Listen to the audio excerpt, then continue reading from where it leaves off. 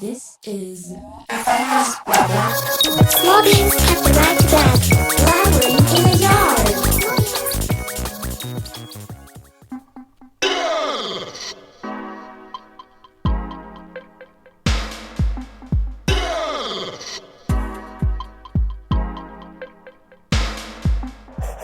Hello.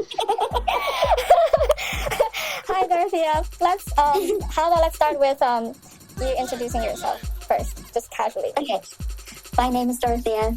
I've known 𝕙𝕦𝕒𝕦𝕦𝕦𝕦 for a couple of years now because we used to work together. Mm-hmm. I live in London, but I'm originally German, as people can hear from my accent, probably. Mm-hmm. Yeah. You asked me if I want to come on and have a chat with you, and since I am a professional yapper, I was like, yeah, let's do it. Okay. That's really good.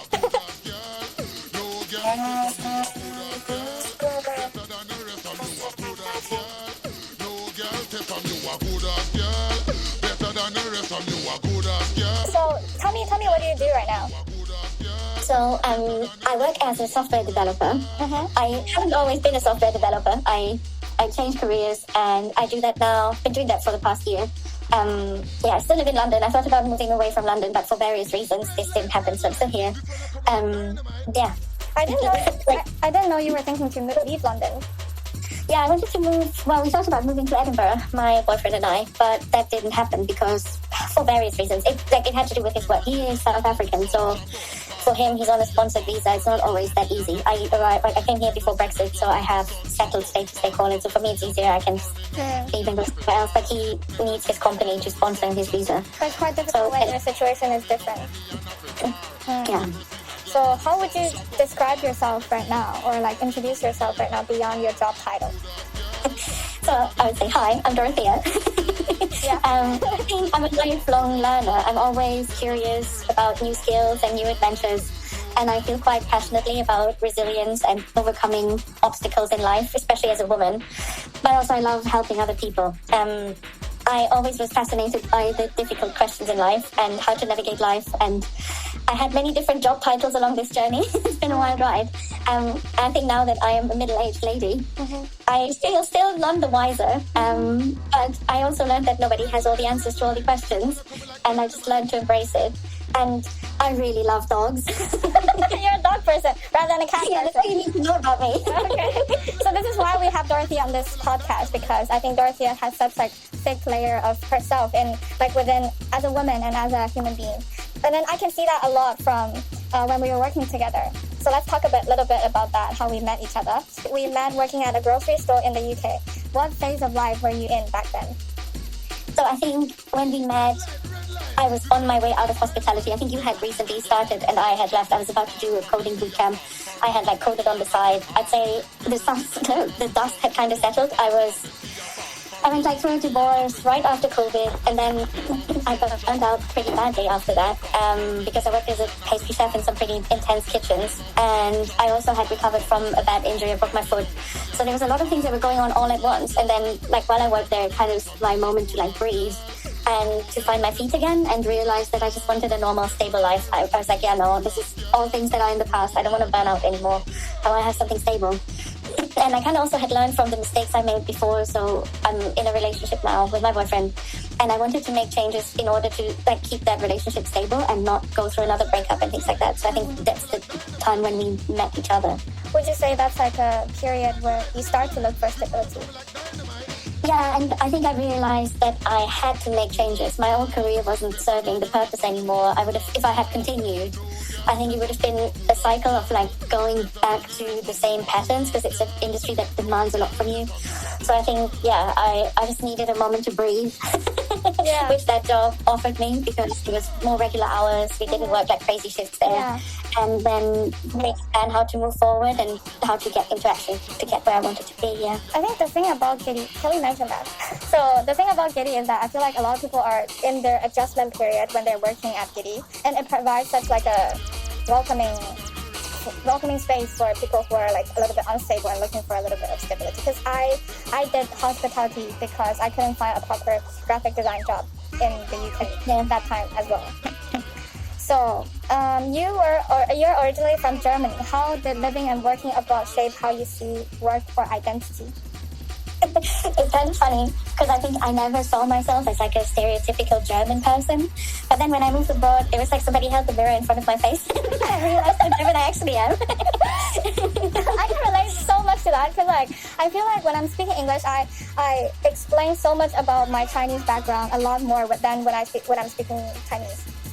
Yeah, I think people say like, oh, of course you do that because you're German. I'm like, I don't know, am I German or am I just an organized human being? But then I think like German people, I don't know if it would sound stereotypical, but I do think German people are a little bit more.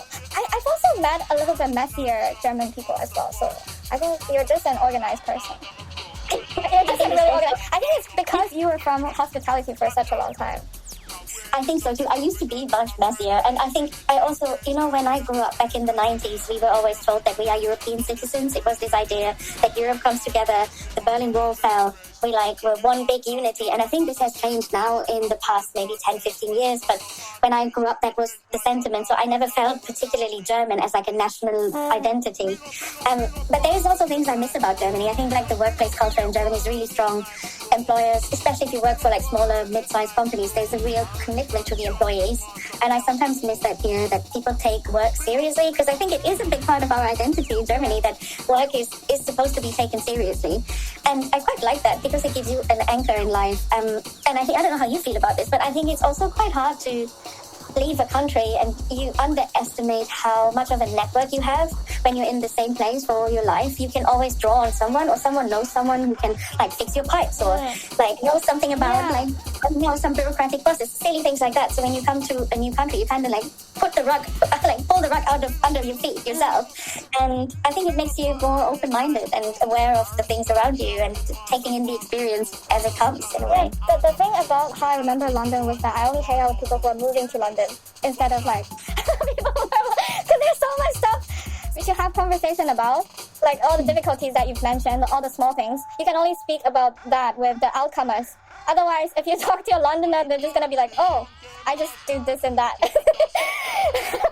And then also, I don't know if I'm allowed to say this. English people are quite classist, so like they like to stay in their circles. They don't like to open it up and take other people in, even though funny enough they are an immigrant country, but everybody stays like in their circles. So I think it's a quite difficult country to arrive in.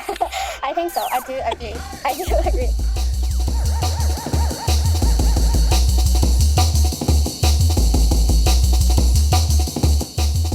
I was thinking of another point that I want to speak about, but then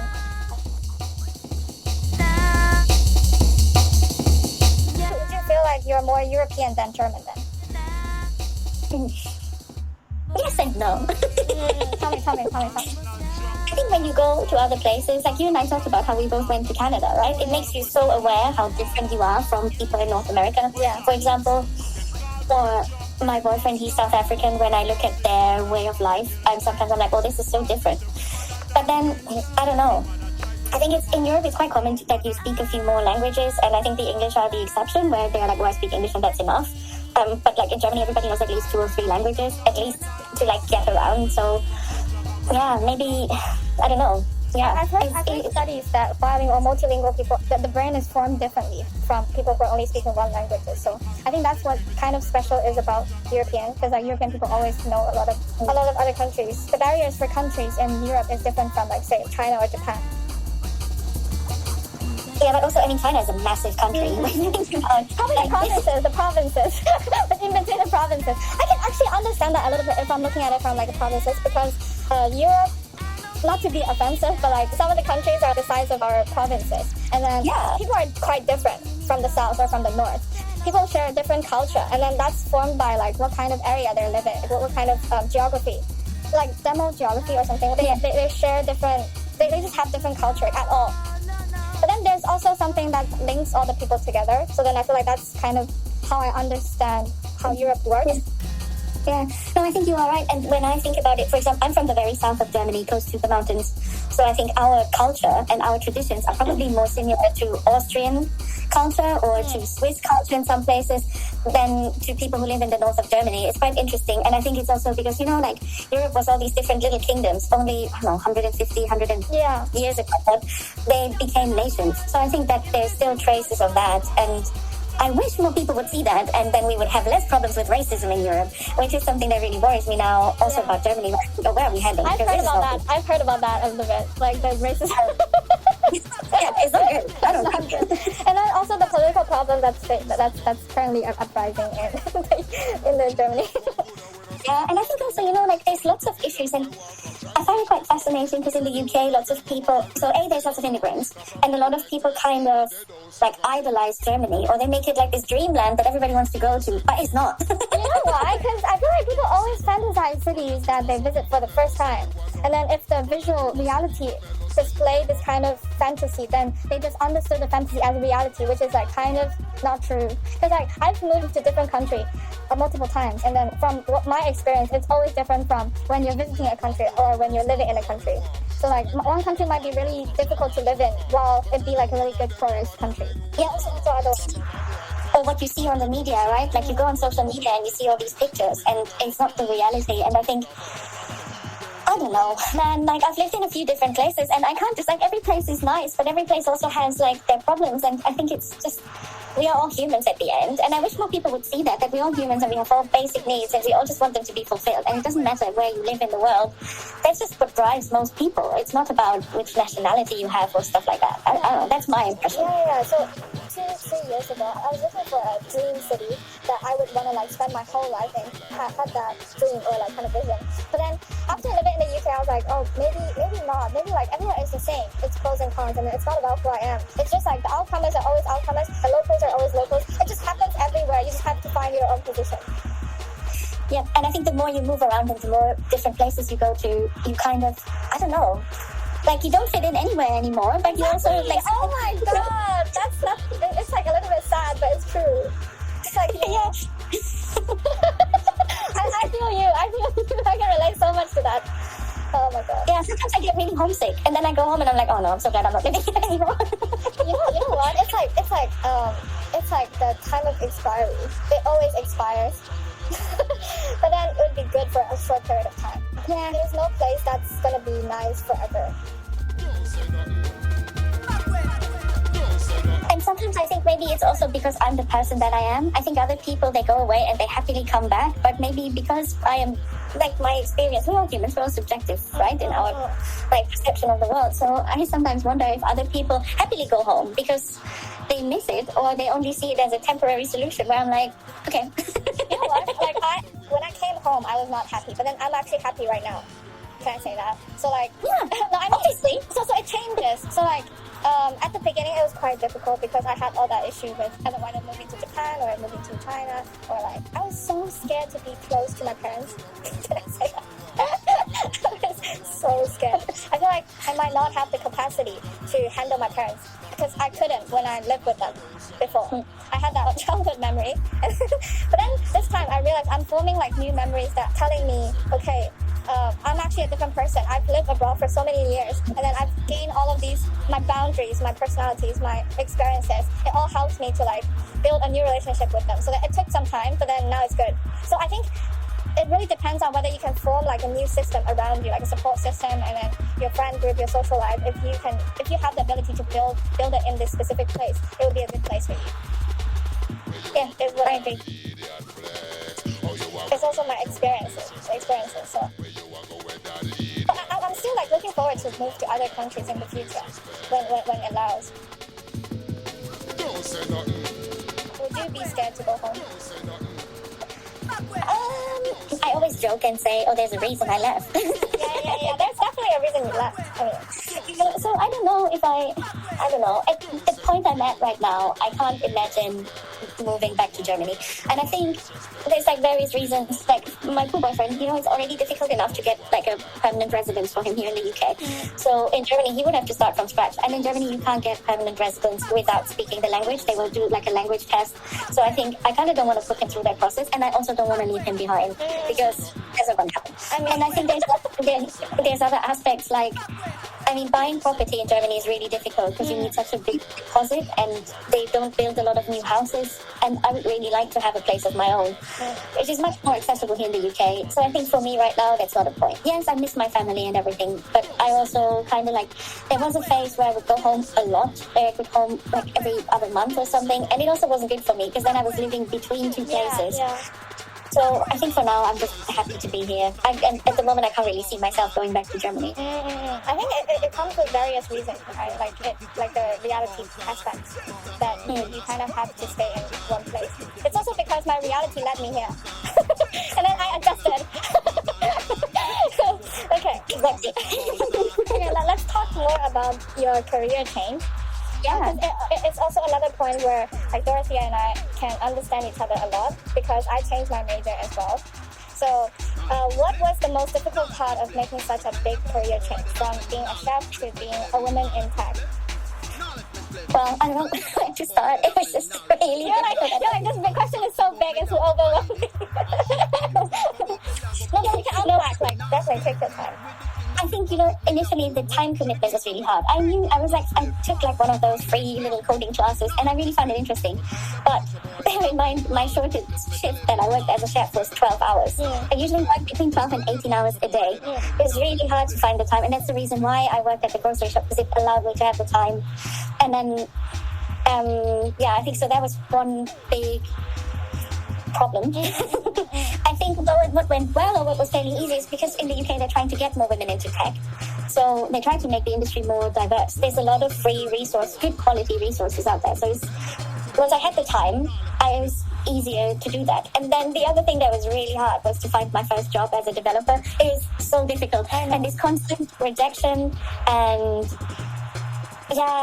I was like, it was close to giving up. I was like, okay, maybe I'll just go back to hospitality. I remember the time because like I was physically with you when you were like having the how do you say this? Like you were. When I got the job. Did I get this job or did I get that job? And then should I give up or should I not? And then I got it and like that.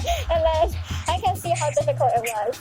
And then do you remember one time this customer of ours and she knew you and then she works in Spotify. Do you remember her? I think she works in Ephemeron. It's like travel company. You mean her? Okay. Maybe I overheard her. I don't know. I know Spotify. I remember it was Spotify though. I was shocked. I was like, someone works at Spotify. Okay. No.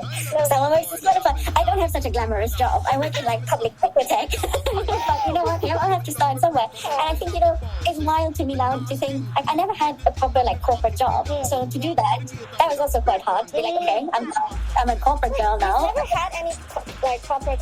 You just go straight into being a chef. No, when I left, so in university, I was like a teaching assistant and like tutor. And then after I graduated, I taught German to refugees.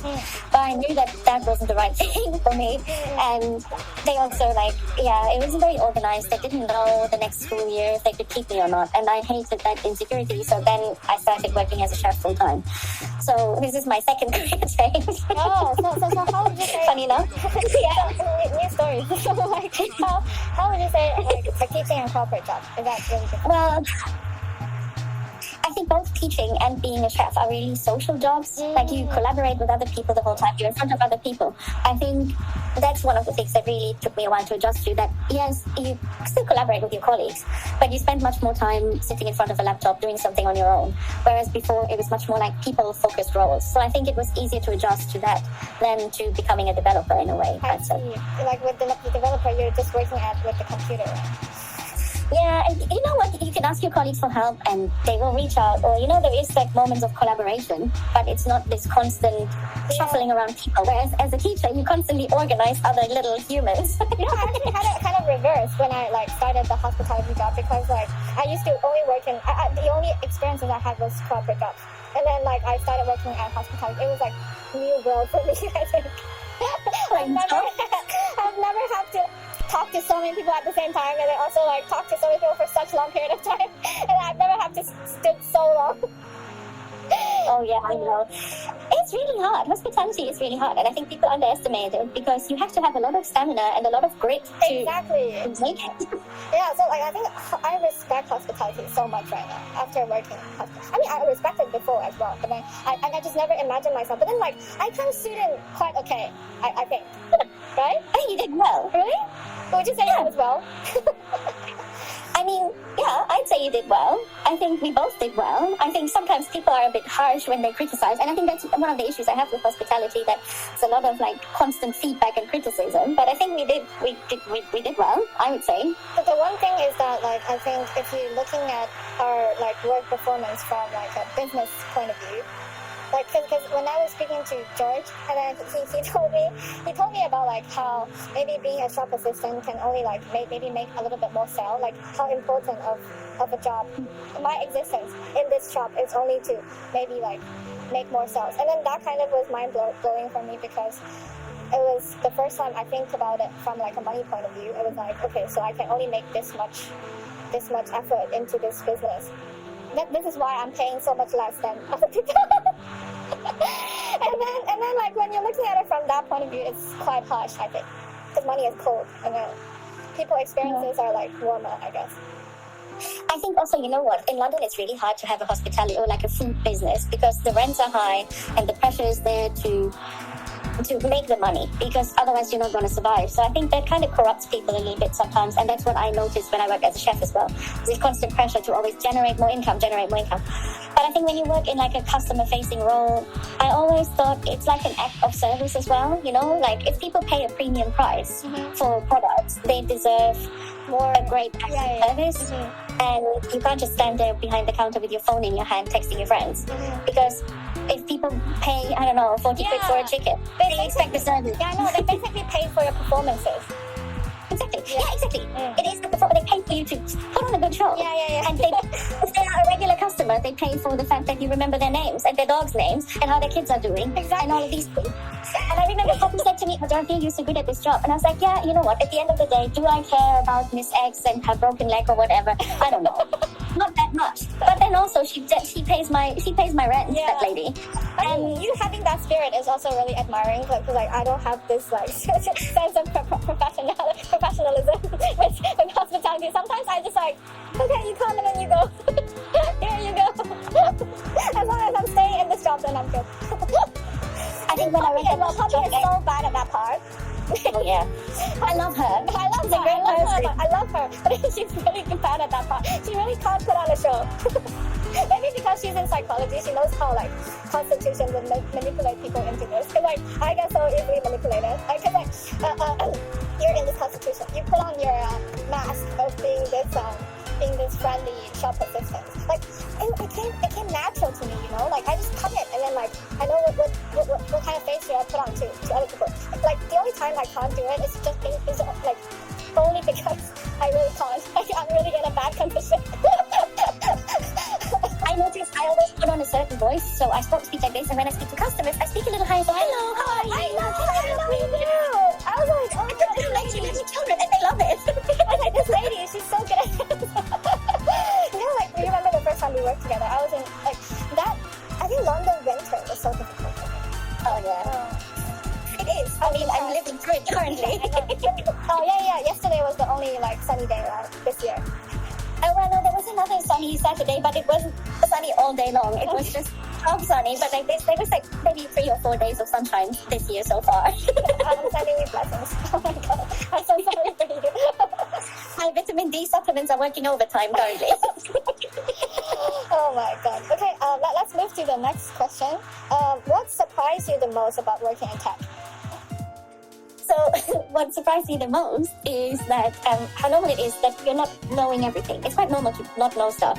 I think in other fields like we experience, you know, like there's a lot of pressure to be an expert and to like get a lot of knowledge or be like really good at something. Like I don't know, at the shop you have to know everything about the cheese and all the wines and everything, and that comes with a lot of pressure.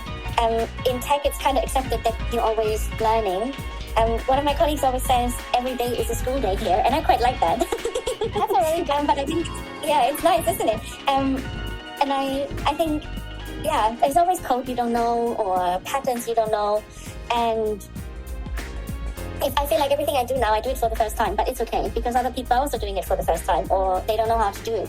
And it's kind of nice, you know? It's kind of nice to like be in an environment like that where you can thrive in the fact that everybody is still learning. Yeah. That's really a good environment, isn't it? Yeah, and it's not seen as a weakness. And I think when you come from hospitality where you always get feedback, you know, there's always feedback and it's always criticism. It's rarely that somebody says, oh yeah, this is done really well. Oh yeah. I was really terrified because when you write code, you know, you have to like upload the code and somebody goes through it and basically writes a little critique and looks for errors. But I think in my mind I had to shift away from, oh, I'm stupid, I don't know enough, to going, oh, actually, they are just making sure that we are not pushing any code that is broken and this will like break the pipeline and break the website or break the service that the customers are on, but that things are working properly. And I think it's kind of like, it took me a while to adjust to that as well, but I like it, yeah. Because I think with coding, you always like make mistakes. And then like you always have bugs and then there's like unlimited problems that you have to solve. And then I think that's probably why. And also because you came from hospitality where like it's so heavy on criticism and then you just like can feel the shifts a little bit more. I think it's quite similar with graphic design. It's like there's no good answers. Like there's good answers, but then there's no perfect or the great answers. Like there's many ways you can write code. There's many ways you can solve a problem. There's not the one way to do it. So, and there's different styles as well. I think with like getting more experience, I also see that now that there's different people write code in a different way, and it will show in what they do. Do you ever miss being a chef? What do you miss, and specifically? I think overall, I don't miss being a chef.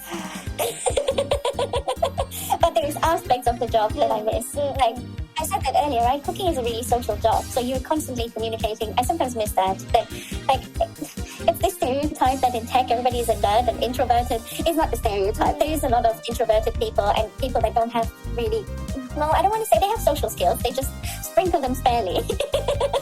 That's a really chef way to put it, sprinkle them. Nice one. They season it. Yeah, season it for a little bit. Nice. And I think I also miss the fact that I'm in control of my workflow. I had so much knowledge and I was so good at it that I knew always exactly what I was doing and how I was doing it and when I was doing it. And to let go of this thing and say, okay, now I'm just a junior and somebody else tells me what to do or I have to figure things out from scratch. It's quite hard and I miss that feeling. What I don't miss is that when it's bad in the kitchen, it's really bad. There's people that are bullies. There's a lot of sexism. There's a lot of pressure. And I think when you have a good team, there is a lot of camaraderie and it uplifts you. It's amazing. But you know, like there's not much in between. It's either awful or it's really great. And also this like instability, this adds to your life and to your mental health. I don't really miss that a lot. When you say comrade, would you say it's more like you either control people or you're getting controlled? No, I would more say that if people work really well together, you can get an exceptional outcome in the kitchen. And I've experienced that a handful of times with colleagues that I'm still friends with today, where we all work together, and it was amazing. What we produced, the volume and the quality of it was incredible. But that only happens when you like closely knit and you can basically read the other people and you know everybody's strengths and weaknesses, so everybody kind of slots into it like a puzzle. When it doesn't happen like that, it's really hard and it can all go pretty go to shit pretty badly. So like it's really like in the movies and in the TV series they how they portrayed chefs and behind the kitchen. Is it really like that? I think, you know what, my issue is that a lot of it gets romanticized, and this whole problem this industry has with addiction and mental health, there's always this romantic aspect of it, that then there's a woman that swoops in and saves the poor chef who has such a tortured soul. I think that's just wrong. It annoys me so much. I don't mean that part. I mean like the work. I mean, it gets pretty stressful, yes. It gets pretty stressful, it gets pretty intense. So only the stressful part is intensive part is right. Is correct. Everything else is romanticized. A lot of it is, actually. I talked about this with my boyfriend the other day because I think people don't understand how hurtful that industry can be and how much people suffer and how much people give up of their own lives and everything to make these great dining experiences happen. And I think people go and watch like MasterChef where there's amateur cooks and half of the stuff is already prepped for them and things like that and think, oh, this is what the kitchen is like. But it's not. it's a lot of hard work, and you do a lot of like cleaning as well. People underestimate that you basically half of the time you're cleaning stuff. Wait, have you watched this like Netflix TV series called like it's like a Korean like chef. It's about chef. It's like people, you should watch that. It's like really popular. I'll send it to you. To be honest, I can't watch this stuff anymore. It brings back really bad memories. Oh, really? You get triggered. You know the bear? Yeah, I get triggered. Do you know the bear? It's on Disney Plus. No, I don't know the bear. That's about. Yeah, well, this is about like a chef that comes from a fine dining background. I'm really triggered these days. I can't watch it anymore. I'm like, no, this is in the past. I don't want to see it anymore. I've lived through these experiences. Okay, but you still cook, right? You still cook at home. You still cook at home. That's okay. But you know what? But for a while, I didn't even want to cook at home anymore. It took me quite some time to get back into that. So for a while, I was like, oh, God, I don't want to do any of that. Now I enjoy it a lot because I see it as a service towards myself. So to have a healthy body, I need to put good food in there. Yeah. And I can't eat rubbish all the time. Yeah. I was about to say shit again. No, it's okay. It's okay. You can say shit. It's okay. I need to eat healthy food. And that is my motivation now. And I think also it's now long enough in the past for me to enjoy it again. Okay, good answer. That's really good answer. Thank you. So let's talk about some of the like how your choices may influences on your life, and then we should reflect a little bit on that. Between being a chef and working in tech, which one do you enjoy more now? Oh, you obviously said already. You obviously enjoy working in tech. It's because it's more open and it's more. It's just like easier, and not easier, but then like more creative, and then. But being a chef is really creative as well, no? Well, I think that's what people think, but you always are creative under pressure, so it takes the joy out of creativity. And also, a lot of it is really repetitive, you know, like it's you just do the same stuff over and over and over again. So, yeah, it can be creative, but it usually isn't that creative. And then also, you know, I think some of the stuff like that I enjoyed from being a chef, I can still do now. So it doesn't take away the not being a chef doesn't take away the good parts of being a chef. It's just good parts of life, not good parts of being a chef. What's good about being a chef? There was good parts of being a chef. I learned some pretty amazing stuff in the kitchen, and I can cook dinner really fast. If I need dinner in 20 minutes, I can make it happen. But then also, like, I'm not saying in a bad like intention, but then like if you made another career change, you can always come back to hospitality. That's like a skill path, isn't it? Yeah, and I think it also the social skills that come with it, you know, the people skills, they will never leave you. You get really good at reading people and reading the signs when people are about to like tip over the edge and start yelling at you. So it's more like an academy. Oh, and then you remember that day, like we faced this crazy customer. Was it with you? Or oh no, you came after. Oh, who was it with? Poppy. And then you came, and then you helped save us. You saved us, remember? I just remember that one lady that worked behind the counter. That was this drunk guy. I mean, there's a lot of drunk people there. But then, like, I remember this one time, it was my last day. Oh, yeah, I remember. You remember? It was my last day, and then, like, me and someone were together, maybe Poppy, and then Theo! Yes, Theo. Yeah, I was with Theo. And then like we didn't know what to do or something. Like we were like just like really shocked. And then you came and you kicked him out or something. I think I got very good at becoming very firm with people, and I think that's why I'm really grateful I worked as a chef, because I gained a lot of confidence in that job.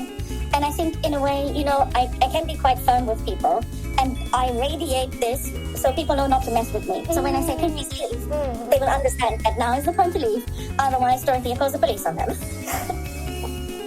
Yeah, I think like I can sense it so much when you say like you were so firm, and like I just feel like I can rely on you so much, like when doing the job. Like I can like I just stood firmly there, and then I know I'm safe.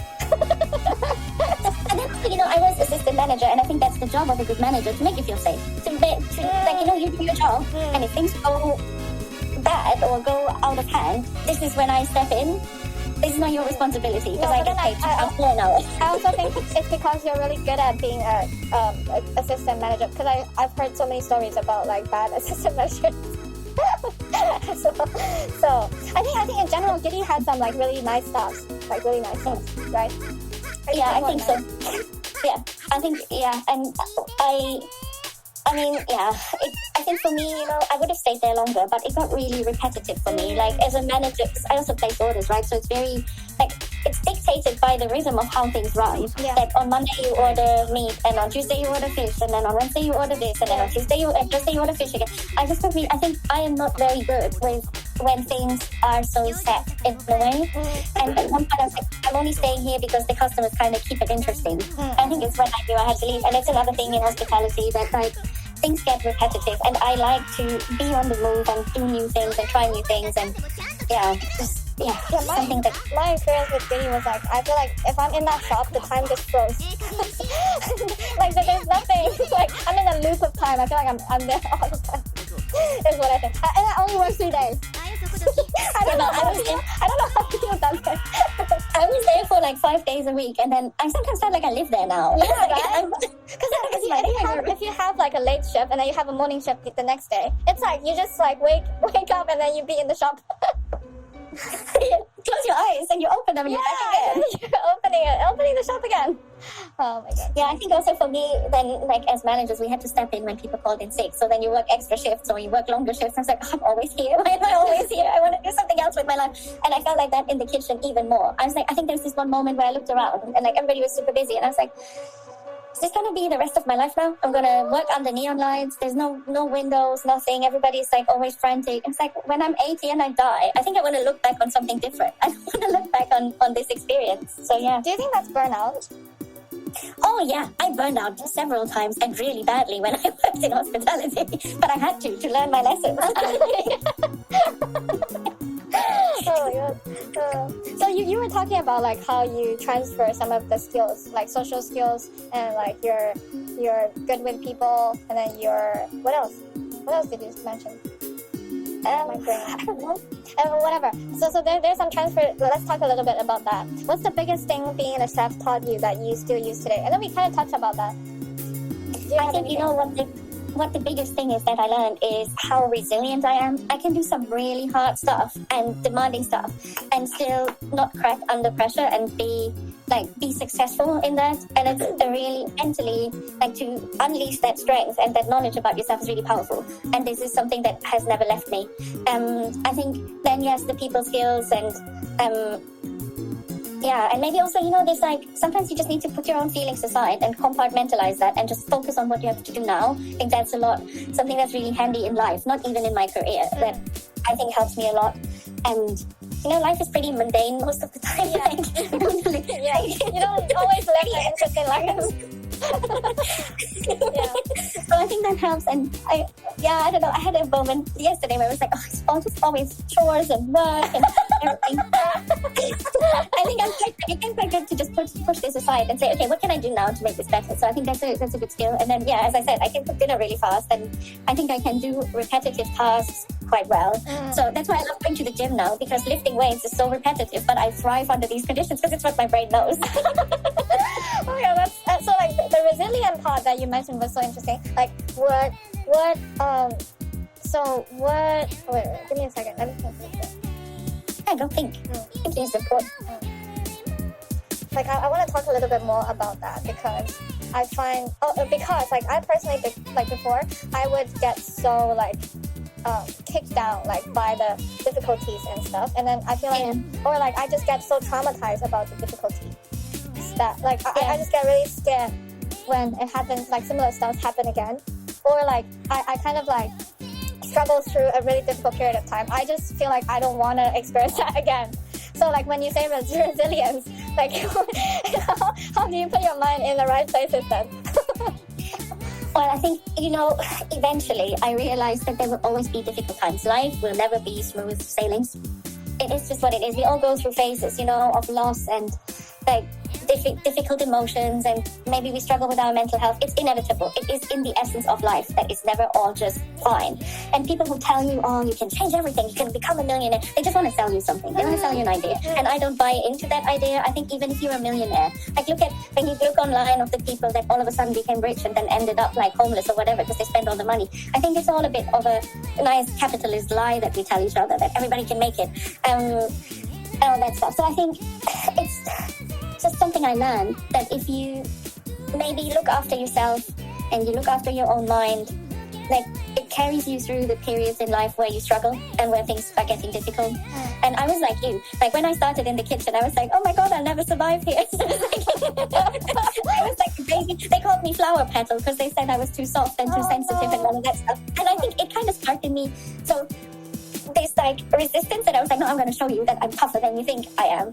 Maybe I'm just a very stubborn person. And then I think also, you know, like when I think back about my family, like we lived through quite a bit of tragedy, and I watched a lot of women bounce back from that or somehow trying to handle that. So I was like, oh, I have to find my own way to do this, and I'm not weak.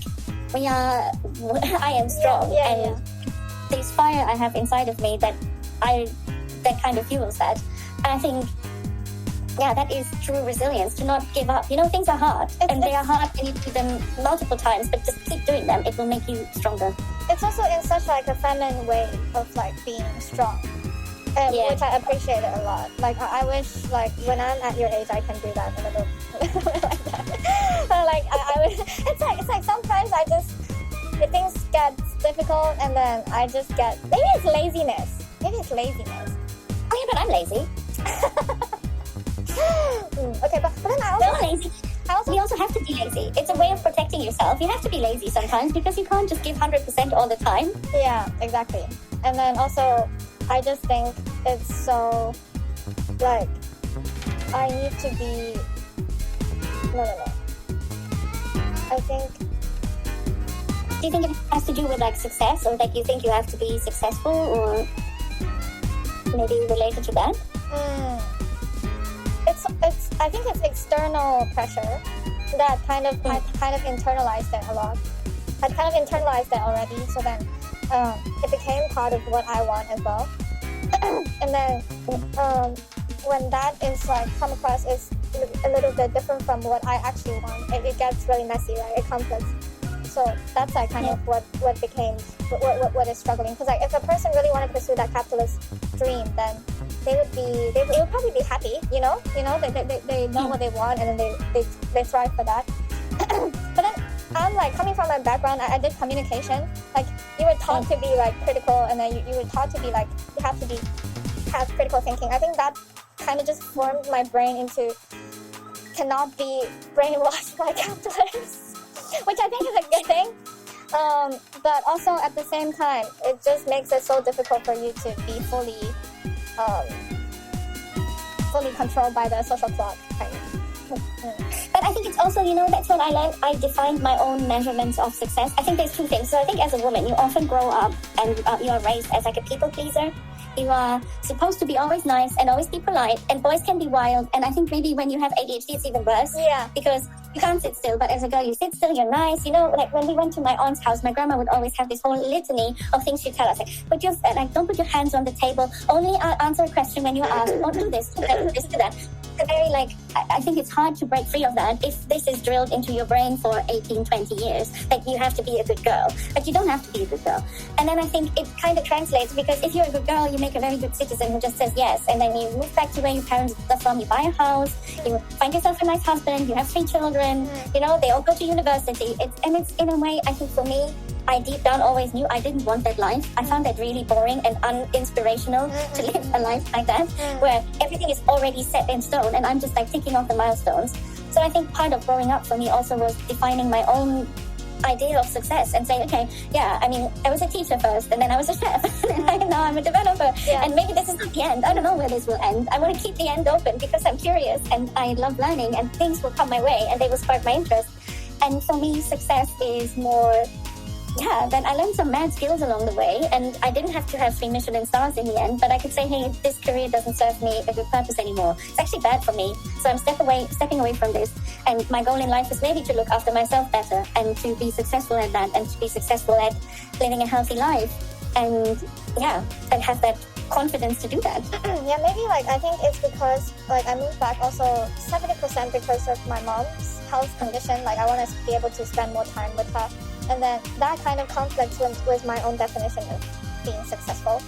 And I know it takes a little bit of time for me to, I don't know, like maybe serve this purpose, serve this reason first, like being able to stay with my parents a little bit more, and then serve my own, because I have much more time, while my parents probably don't have that much. So then like I want to do the most that I can. And yeah, I think it's just like a really conflicting period of time. But then I think I'm managing it quite well. I think you do well, and if I compare you with what you were a year ago, I think you're doing pretty well. Yeah, I know. I was like, I also think like London is just not for me. Like it was good for a while. It was good for like a good 1 to 2 years, but then probably not a good habitat for me to live for a longer, live longer. I understand. It's also difficult to be not to be racist, but then it's really difficult to be Asian women and in London. Yeah, I've never been harassed more than in London. Oh my god! I think yeah. London. And I'm not even Asian. I'm just a woman. It has its good side. I also really did enjoy London, but it was just over. I might move to other. I really want to move to Berlin for like 1 or 2 years. I mean, yeah, for 1 or 2 years, just like to get good experiences and then leave. I think for me in London, I kind of got used to it now. I think now that I don't have to commute every day anymore and I can live here in my little suburban town bubble, I don't mind it. Because you have a lot of things accessible to you at your doorstep that are quite amazing in London. I think when I was more inside of it and I had to go every day with the train and spend 2-3 hours commuting, I think it really drained me. But now that I'm working from home, I'm quite enjoying it, you know? Oh, you're working from home? I can't do working from home. I love it. I seriously can't do that. I feel like I would get so... Cause, like, I think it has to do something with my ADHD, because ADHD needs like stimulants to change changing to a different condition. See, I told you I have a friend back home in Germany who has ADHD, and she has the same problem. So sometimes her and I co-work together. She calls me, and then we just like leave the call running, and we both do our work, because she needs someone to be there with her. Because she's like, otherwise there's not enough stimulation. Yeah. She needs to have someone who sits there with her and does the work, but she doesn't have an office. That's called body doubling. Like people, like ADHD needs that to like get like it just stimulates you from like being froze there kind of. Otherwise, you usually get into a state where like you're procrastinating, and then you really think you want to do something, but then like you can't. But I'm also medicated, so that helps a lot as well. So yeah, she's writing her PhD, so there's pretty much there's no kind of like, I don't know, stimulus in that, right? You finish it, but you have to finish it. When do you finish it? So in order to help her with that, a couple of times a week we sit here and work together, and I call her on my phone on WhatsApp, and then she's like, she tells me, okay, today I'm doing this and this and this. And I'm like, That's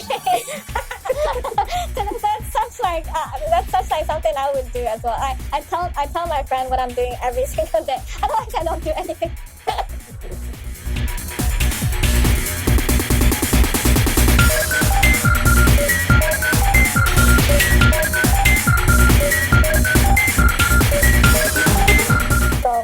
So I finished my high school in 2 years, and then I took like 3 months break, and then my mom was so angry about it as well. She was like, what are you doing with your life? I was literally 17 and I finished high school. I thought I deserved some time to rest. And then she was like, no, you need to go to school. No, you need to go to school. And then so I went, and then I feel like that was like a really bad decision. I think I was too immature to go into that situation where I need to handle everything. Also because I have ADHD, and then that's just extra difficult when you have to handle everything yourself. I was living like under, like on the basement in the house. I found the house myself, and then which is why it's so bad, because like I didn't know anything about like, oh, you need to be careful with like how much time you commute every day. Like you need to be careful with like not to choose somewhere who's not to choose a room that's not facing north. Like all those things I learned from experiences. I never learned from like an elderly or anything. And then that was the only time I was early in life. But then after that, I was just behind. It was the same for me. So in Germany, when you start school, you are usually 6 years old. I was barely 6. I had just turned 6, so I was like half a year ahead of everyone. So then when I finished school, I took a break. I didn't care. My mom was always like, oh, if you want to do things, you have to pay for them yourself. And then when I finished school, she was like, oh, do you want a graduation present? And I was like, I want a flight ticket to New Zealand. So I went to New Zealand for 3 months. Oh, that's great. Yep. And then I was like, okay, cool, what do I do now? So then I worked at like an archive, just like simple job, for a few months, and then I started uni, and then I hated uni, and then I dropped out of uni, and then I went back to uni. That's the same for me. as well. Like I dropped out. I was always behind. Everybody then was done with their degree. I was still in uni. Like, you know, like I think I then started embracing the fact that I'll maybe be behind, but at least I live life how I like it, and I've done lots of things I wanted to do. So there you go. I feel like after you turn like 25, where like a lot of people started to get married, it became a lot easier because there's just not so much that's planned in their social clock. Kind of like be on your own and then do what you have to achieve, kind of thing. When like compared to when you were 15, you were supposed to go to school, you were supposed to finish at the age of 22 or something like that.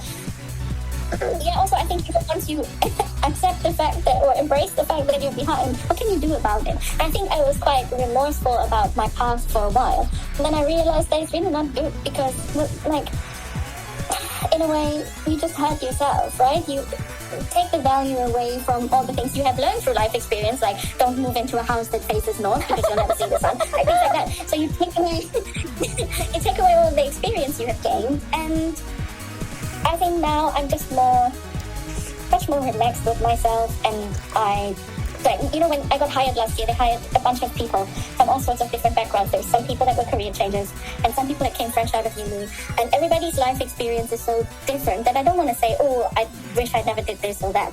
And that's how I feel. It's like life does whatever it has to do to you in a way. Yeah, and it's like so easy to take away yourself from your own experiences. It's like you're drawn to like kind of force yourself into this social clock, and then especially for women as well. Women are so like you're asked to form a family, and then you're asked to to have your career, and then like sometimes like you can't have both sometimes. And then women are so like people think women can do everything at the same time, and it's like this invisible pressure that puts on everyone, and then I just don't think it's correct. And then it's so easy because everyone's experiences is different, everyone's growth path is different, everyone takes different things from even the same experiences. So I just think it's like you need to be more focused on your own journey, kind of. Yeah, so lately my sister's goddaughter and I had a chat. She used to go to the school here in the UK, so I know her quite well. And I said to her, listen, she just started uni, and she's like, I'm not sure if I like it or not, or maybe I want to, like, maybe I change my mind. And I was like, you know what, just do it. Don't overthink it. And also, it's like, it's normal that when you're in your early 20s, you still struggle with a lot of things. I struggled a lot with my mental health back then. It was really hard for me, and I had not the right tools to do all the things that were expected of me because I just never learned them. I'm not from like a family that's very attuned with these kind of things, and we went through a considerable amount of trauma and all of these things, and nobody prepared me for what it would be like to be on my own. I said to her, listen, you just be gentle to yourself, be nice to yourself. If you want to change your minor, change your minor. If you don't like sociology, then go do something else. Yeah. It's not a big deal, especially in Germany where education is free. You don't pay thousands of pounds in I don't know, tuition fees and things like that. I was like, then just do it. And she's like, oh, but then I'm behind. And I was like, well, you are 20 now.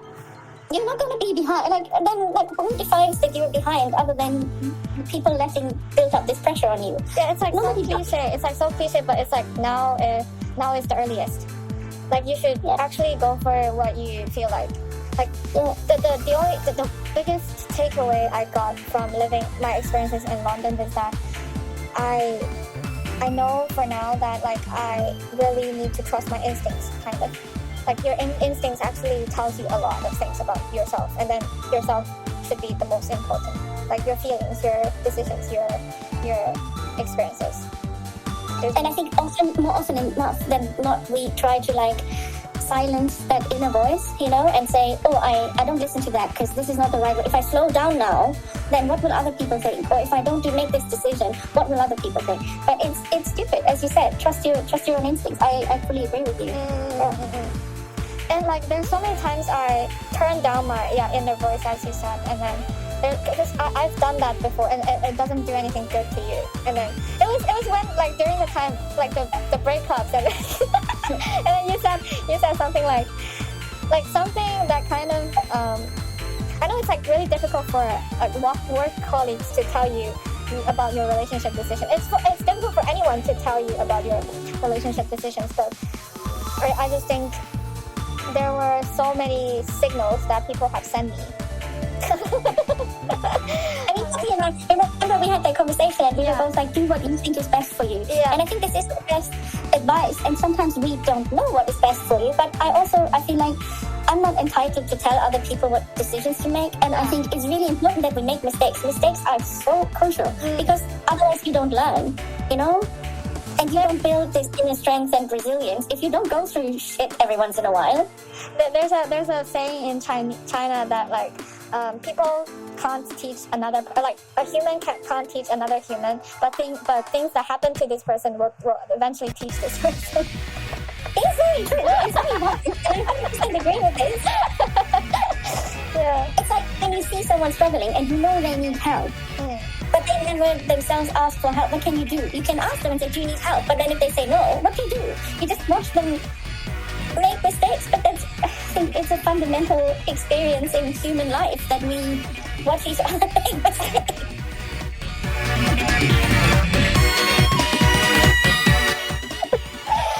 Well, let me tell you, I have left friends behind because I was left like, so many friends behind. I think I have left so many friends behind. But then like human connection is that like also another thing is that sometimes like there are some phases that just naturally you guys wouldn't have so much to talk to each other, but then another time or maybe like serendipity, you just get you just would be able to share with this person a little bit more kind of another time. I think also, I think whenever I let friends go, it was because I felt like either they were really rude and I was like, this is crossing lines, or when people stop making an effort. So I have friends that I've been friends with for, I don't know, since I went to uni pretty much. And they live in Germany, I live here. We don't see each other, but we talk almost every day, but they make an effort as well. Whereas, you know, it's kind of weird when you have such a one-directional friendship where you're constantly the one reaching out and asking how people are. And then there's like the other person never initiates any sort of. It needs to be like on both sides, like both sides wants to maintain this relationship, then it would work. And I think sometimes friendships just frazzle out, and then sometimes friendships they stay around. Yeah, so there's that. This kind of touch on the other part that we were trying to talk about, like letting go of who you thought you would be. It's also like sometimes you've made decisions to let go, and then like you didn't realize on that time being, but then you're also letting go of people who are around you as well, kind of. Which also for me, I think, you know, in a way, I never knew who I wanted to be. I never knew. I never was the kind of person that said, oh, I'll do this and then I'll be person X, because I could never imagine that. I think maybe it has to do with like how you treat your mental health and how you plan for the future, but I never really thought I would be that one person. I think I was always trying to just make everybody happy and meet everybody's expectations, but in the process, I never really knew who I wanted to be. And I think now I'm getting closer to the person I want to be. And in a way, I know a lot of people who are really real proper dickheads say this. They say, oh, I am who I am. If you don't like it, you don't like it. But I think in my way, this is kind of how I feel. I'm like, okay, I spent so much time and so much effort to find out who I am. And I've become quite conscious with who I spend my time with and how I let people talk to me and what I let into my life. I've become quite protective of myself in a way that I wasn't before. And I think it's not a bad thing. At the same time, I'm also not a dickhead. If somebody needs help or if, you know, like... You have the capability to help them. Yeah. And I like it. I like helping others. It's something you just need to be selective. Yeah, that's true. Did you have, like, when you left school, did you have this, like, image of what Tang in the future would be like? I still have that. I still have this image. Like, what is it? Who do you want to be? Well, like, you know, like, I always talk to ChatGPT, right? I always, because, you know, like, ADHD, we're such, like, verbal thinker. We think while we're talking, and then, like, I always have to type a lot of things down and then have him to, like, analyze it for me. And then I actually made it more clear for me. So then, I think I want to be someone who's capable, someone who's resilient, someone who's, what's the other one I said? Courageous, I think. But aren't you? Like, aren't you already? I am, but then, like, to a certain extent, like, I want to be able to have, like, higher level of that. More. I have drives. I have ambitions. Yeah, that's what I also meant earlier. You know, there's some people that say, oh, by the time I'm 30, I'm going to own a house and make my first million and things. I never had goals like that. Oh, I never had goals like that either. I think it's a very male thing to think like that. For me, it's more about who, like, I think I I always really wanted to be a chef, and then I was a chef and I really enjoyed it, and then I didn't enjoy it anymore, and it was a bit of an identity crisis. It's like, well, if I take this away from me, what am I? And I think it was also wrong because you shouldn't let your job define you. I think I had the same thing when I've had the same thing when I like left the field of communication, and then like I stopped working in the communication, like in the media industry, and then I started graphic design. Like I think it's quite similar experiences, and it's like almost like an identity crisis. I still have it sometimes, but then I just kind of combine it. It kind of connects the dots. Right? Yeah, and I think you realize where like the skills you have slot in with what you do now. And at the same time, I think also, it's quite one-dimensional to just let your job define who you are. You know, there's much more things to life. I said it to my boyfriend, he works in finance, and I think in finance there's a big tendency to let your job define your life. And I said to him, listen, I think you work 40 hours a week. How many hours are in a week? Like, I don't know, over 200. Yeah. I was like, why do you define 25% of your time? How you spend the other 75%? Why? There's no point for that. Maybe some people would now call me lazy. Say I'm a lazy bugger. But I think it shouldn't be like that. And it goes back to the whole problem with capitalism, right? That we give up everything for our job and our career. And I don't want that. I don't want it. It's like kind of similar to what, do you know what my podcast is called? It's called Ephemeron's Blabber. Just Ephemeron, it means like like small beings. Like small beings have the rights to blab. Is what I think. It just really connects to it. I think even under this world of like capitalism, you as a human, like, but I also think everyone lives in their own narratives. So then they kind of build their narratives upon the job. Like they build the narrative around their career. So they build their identity around the career. Then it's a different thing when you're like kind of controlled or compelled by the capitalists to work towards the job and stuff. Like some people are ambitious in their jobs, and then they're doing stuff to like achieve their own goals. Then I think it kind of aligns. But then sometimes when it doesn't, which is also really quite often, is when things are just not. So like, you know what? I'm doing like a lot of different things that I kind of don't have like a main job that I do. Yeah. So it's very ADHD. It suits you, no? You do a bit of this and it like all like kind of slots together. Oh yeah. I love that. Yeah, and then I just think my whole life is so against that. the whole me is just against that, because like human, like you can experience such wider range of things. I wanted to say that it's quite limiting. If you reduce yourself to your job, it's really limiting. I had to, like, the first question you asked me, to introduce yourself outside of your job. I was like, oh man, there's so many things about me I want to say, and there's so many things I define myself. Dorothea is a developer, but Dorothea is also someone who loves to learn and was always curious, and she loves to make art, and it's not big fancy art, but it's for myself. I'm a bit of a chef still. I like to try out new recipes and do these things. I'm creative. There's a lot of things to me, and I think I had to embrace the fact that I want to be all these things, and it's okay. And it's okay to not give up your life for your career and your job and for all these things. And I'm quite happy with that. Yeah, I think it's just the most important thing to think about. Like I think this is taught by my parents, because my parents like live to like make money, and then their goal in life is to be able to do their own thing, kind of. So that they kind of taught me to like understand money and capitalism, like how what they have brainwashed you. It's just not something for life. And then also my personal experiences with my mom's cancer and stuff. So I just kind of appreciate your own human experiences. It just is the priority. Yeah, you know what? At the end of the day, we're all just hairless monkeys. I know if anybody who's really religious listening to this, they will probably like burn me at the stake. I think we're all just like we're just hairless monkeys running around trying our best. And in a way, I think, when you go through tragedy, I lost my dad really early when I was quite young. I was 14. I think it shows you that life can be quite short, and you might not end up doing the things you want to do if you don't do them. And I don't mean this in like a hedonistic way to say, just like fly around the earth and like cause a lot of damage or whatever, but like to be aware of the fact that it can end quite quickly, and that you can't, like certain things, you can't take it with you, right? Exactly. Exactly. You can't take it with you. Exactly.